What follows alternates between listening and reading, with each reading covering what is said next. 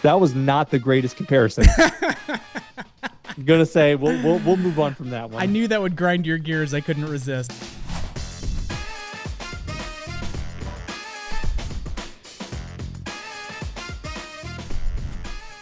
Hi, I'm Russ. And I'm Danny. And this is the Memory Makers Podcast, the show that helps you create amazing customer experiences and make more memories. Memory Makers Podcast. Danny, do you know what band made that little jingle?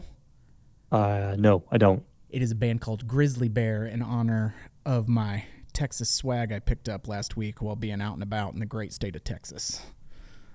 I love it. I've never heard of Grizzly Bear.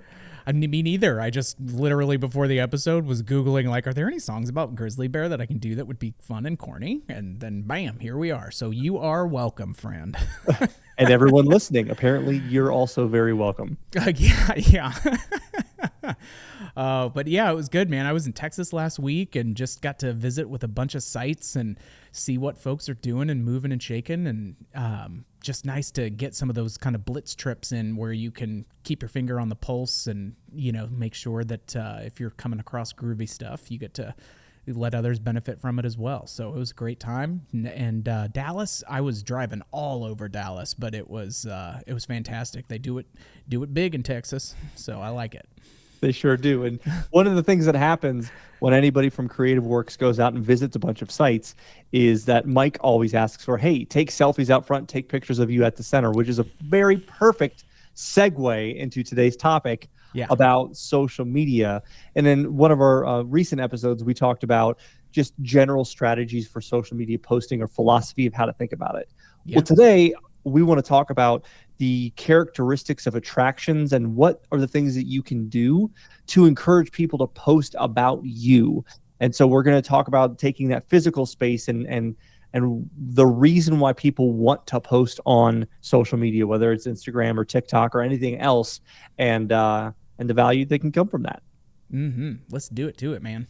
All right. So first, I wanted to talk a little bit about there's a model in media called the PESO model, PESO, and it stands for paid, earned, shared, and owned. And this is something that we work quite a bit with Prosper Communications, and Kevin, the owner of that PR firm, talks about this in some of his presentations and what each of these things are, because the more that we can understand the different pillars of media, the better able we are to understand how each of them work together and where we should be putting our time and attention. So in this PESO model, paid, this is exactly what it sounds like. These are the paid advertisements that you're doing, whether that is going to be TV or social media, or if you're super old school radio, right? Anywhere that you're paying to put your message out there. Earned is going to be media that covers you, that you're not paying for, you're not asking for. One of the big pieces of earned media is actually news coverage, and that's one of the most common pieces. But there's also the other part of this is organic promotion by your customers on social media. Then there is shared. This is the social media that you run for your business, the things that you share online that can turn into a two-way conversation with your customers. And then the last one is owned. And the biggest part of owned media is your website, because in all actuality, your website is the only piece of internet real estate that you actually own. Your Facebook account, your Instagram account, your YouTube account for your business, you don't necessarily own those. And the reason why I say that is because at any point in time, that platform could change their algorithm. They could change their rules. They can do whatever they want. It's their platform that you have a page on. But when it comes to your website, you fully own that. Mm-hmm. Now, I wanted to talk about each of those four pillars because today, when we're talking about social media and when your customers post on social media, that falls into that earned bucket. And the reason why that's important is anytime one of your customers makes a post at your business or about your business on social media, that message means so much more than any message you're going to post about yourself. Mm-hmm. Because it is customers trust their friends, they trust their peers, they trust their network, and they will take anything that their friends say over anything that you say about your business any day of the week. And so I think it's important to understand where this social media sharing falls within that PESO model. Yeah, I love it. You know, especially even any of the earned pieces that you can do to your point. It's other people advocating and you know, sharing a genuine response that they've had. And so it goes a lot further, a lot faster when you can secure those kinds of things. And so when we talk about what is going to make that worthy for folks to be able to create content on your behalf and share and tag and put and you know include you in that, so much of it, when we remember that we're in that business of fun, is creating FOMO for their highlight reel, right? Like we're all the main character of our own reality show, as I jokingly say, you know, these days in the Kardashian, you know, or post Kardashian era, and so much of what we can do is we know that we've already got really good a really good foundation in place in order for people to start sharing what we do, because it is while they're having fun. It's while people are celebrating and escaping. And so looking at what you have in house that can really lend itself to that, how can you make it easier for them to do that? You know, you look at things like with your attractions themselves, you know, John Lacido and our Lucky Putt customers love being able to, you know, repost their, you know, when people come in and play, they're taking more pictures because it's a novel take on what mini golf is, right? Like it's familiar, but it's still novel. And so being able to highlight that and you know, the look and the feel of it, look at what I'm doing, you know, I'm having such a great time. I'm playing mini golf, but it's not like any mini golf that you've ever seen, right? So that's something I think when you look at pieces like the human claw machine or indoor skydiving pieces, it's something that is, oh my gosh, that is so cool. Where did they do that, right? And people that are posting that, you know, and saying, oh, look what I got to do, you know, color you jealous kind of a thing. It's just the nature of what that, you know, of what that kind of content is, and dealing with reality on reality's terms these days. And so, you know, but hey, okay, Russ, great. I don't have indoor skydiving, so what do I have to offer? And you can even do it with things like signature food and beverage items, right? So you talk about Jeremy Hoyam and his wife, Debbie, where they, you know, Debbie created the unicorn taco at their facility, and it was this incredibly photographable, shareable dessert that they had that was a cotton candy taco ice cream sundae thing, and it like you can Google it, you can look it up on YouTube, you can look it up on Instagram, and the post that they got with that was absolutely incredible, right? The organic traffic that they earned by having something that is really, really fun and you know, neat. Like it's just leaning into those kinds of things. If you have a really cool signature cocktail of having a, you know, where people want to take a picture of it because it is something that is shareable, right? It's not just another, you know, Coke Zero in a plastic styrofoam cup. Like it's a craft cocktail with cool smoke and mixology kind of action happening with it that the foodies want to be able to share. So those are some things of, hey, I don't need to bring in an entire new attraction even to be able to get some of this stuff. I just need to, you know, make sure I've got a nice finished touch on the things that we're doing throughout the space. And, you know, there are things that you can do as far as creating photo opportunities throughout your entire space, right? Like you go to a number of, when I was over in the UK, every single entertainment venue that I went to had some sort of, right at the entrance when you walk in, whether it was go-karting places, having a pedestal that they can get their picture taken on, what have you, they're coming up with some sort of branded photo op piece that allows folks to capture all of the fun that's behind them and be able to post it for those bragging rights and putting it on their highlight reel.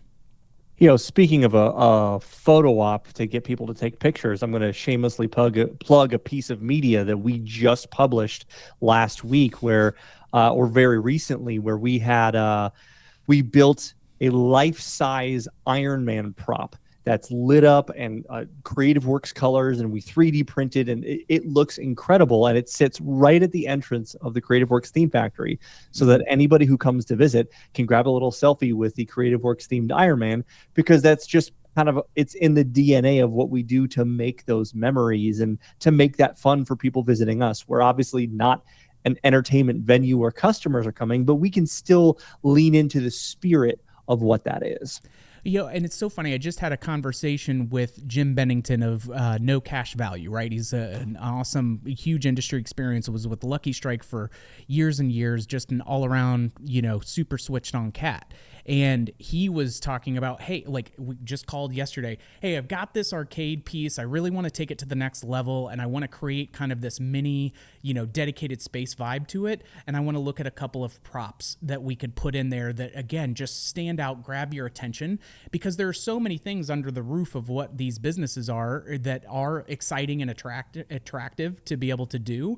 But so then when you've got so much kind of competition for eyeballs as they're moving through, because you want to keep their energy up, you want them to be excited about every little node that you have, how are you then making sure, like how can you make an attraction compete, or an arcade piece compete against the giant crane with the huge, bouncy balls and stuff that are in it? Some of these things, take a little bit of extra, work beyond the box if you really want those to be a significant portion. And so, a little bit of razzle dazzle with giving folks something worth taking a picture with, and thinking like, what would actually cause someone to stop, instead of, oh, neat, I'm doing something like VR where I want to capture my friend being, with a big smile on their face because we're having a great time. It's what's a cool, one of a kind, element that you can have that, and it could be a branded piece. Like we're working with customers who want to have, they have a surfer's kind of vibe to it, and they want this huge crashing wave, photo op type of a look with surfboards and all kinds of things. So you can make something that is a branded signature element in your space and give folks the opportunity to take their photos with it. It's where you can do the birthday parties and all of that stuff, even for your own created media. So adding opportunities and even next to your redemption stores, right? Like show the big winners and have something where, you can celebrate those wins, because you want to call their attention of, oh, I should take a moment and capture this because we are having such a great time. Yeah, I like that idea of being able to understand your own brand and lean into that brand and story to create the photo ops or the experiences that are unique to you that no one else is going to copy. Like as you were saying that, one of the examples that came to mind for me, it's not necessarily a photo op, but it's in the same spirit of this. Zach Johnson and his parents, Sandy and Kevin Johnson, revved up fun in Michigan.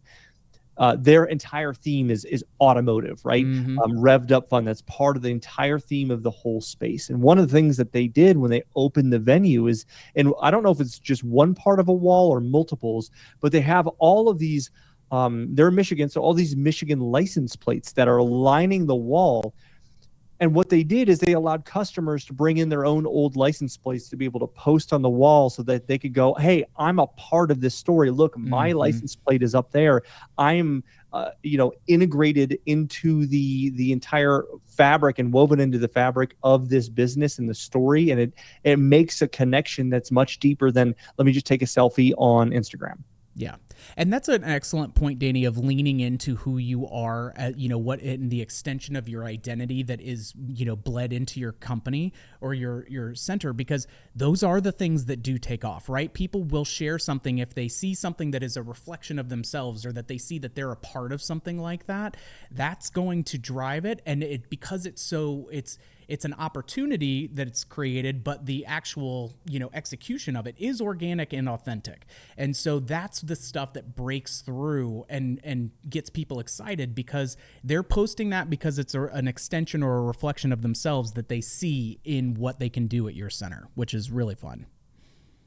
So let's go back to talking about, because you kind of touched on this already, that I want to lean into a little bit more of what are the ways that we can encourage people to post. And you talked about, as you enter into a lot of these attractions, there's some sort of signage out front or photo op, or you mentioned go-kart podium, having some sort of either photo op or selfie station that's a part of that attraction and that experience, that either before, during, or after customers are able to take pictures of themselves or of their family and their friends. And what's one of the reasons why when we do, let's say, indoor blacklight mini golf courses, we really like to incorporate some sort of photo op piece of, maybe they stick their head through a hole and all of a sudden they're the face on a big a monkey, or they're the face of a pirate that is on a pirate ship, or whatever the theme is that makes sense for that course. It really kind of creates a really good experience for people to capture those memories, to be able to post and share to their friends. You can also literally put up signage, whether it's physical or digital signage, encouraging people to post on one or more platforms and tag you in those posts. And we've even seen where people will encourage them and incentivize customers to do this by saying, hey, tag us in your photo on Instagram and use this hashtag and be entered to win some prize or be entered to win a gift card or something like that. And it's just a built-in incentive and way to encourage people to actually be able to post. It's the same kind of concept as when you're going to be offering someone a piece of value to be able to sign up for either your email newsletter list or to get on your Wi-Fi and exchange their email for that. There's some sort of value exchange that happens there that benefits them and it benefits you. Mm-hmm. And so it's that kind of philosophy that's brought into social media posting. And then the last item that I'm going to share on that specifically is when you do have customers that post and they tag you or they use the specific hashtag that you're recommending or whatever that is, repost and reshare, add it to your stories, whatever the platform is, to thank them or shout it out or encourage them. Because I know if I ever go to a place and I post and I maybe add something to my Instagram story and then that business or that experience that I did then reposts or publicly shares it as well, it feels good. It's a little dopamine hit. My experience got shared with more people and it's just a nice symbiotic relationship. So when customers do that, don't ignore it, engage with it and lean into that. And I think it's really, really important. If you loved the results that you got from having people drop business cards in a fishbowl, you're going to love call to action signs with your photo ops. That was not the greatest comparison. I'm going to say we'll move on from that one. I knew that would grind your gears. I couldn't resist. I apologize. Russ knows me so well.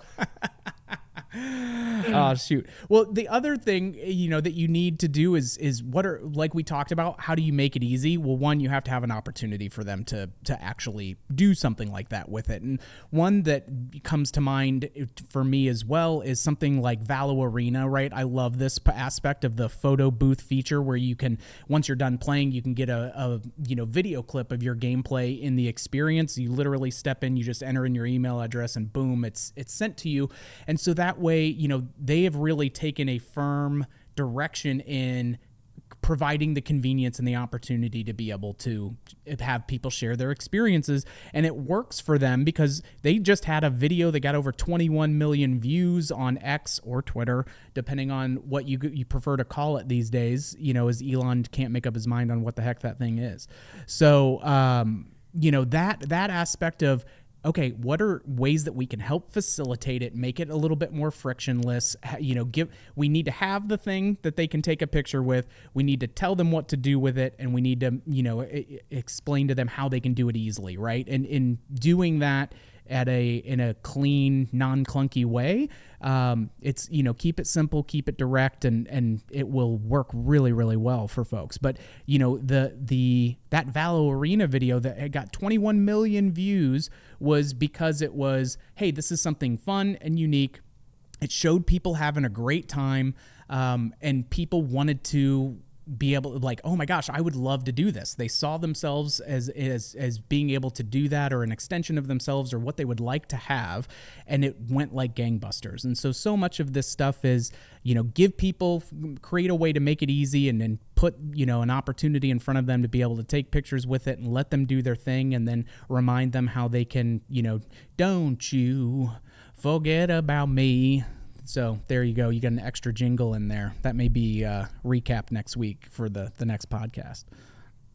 Oh, that just made my heart very happy. I think you actually wrapped up all of what I was going to say very well when it comes to the... Sorry, man.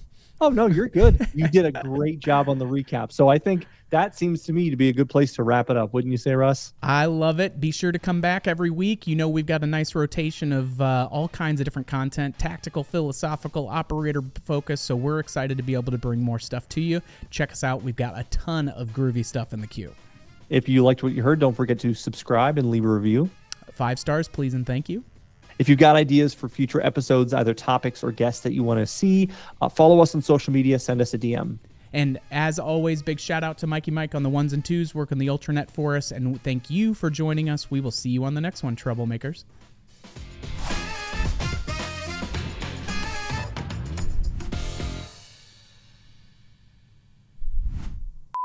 Easy peasy. Easy peasy lemon squeezy. I don't know what the kids are doing these days. Magic. Ooh, what's doing that? Ooh. There we go. Hey, Danny. I washed this cup and I'm still tasting the dish soap from it. Apparently, I felt like I was swearing too much and decided to just wash my mouth out.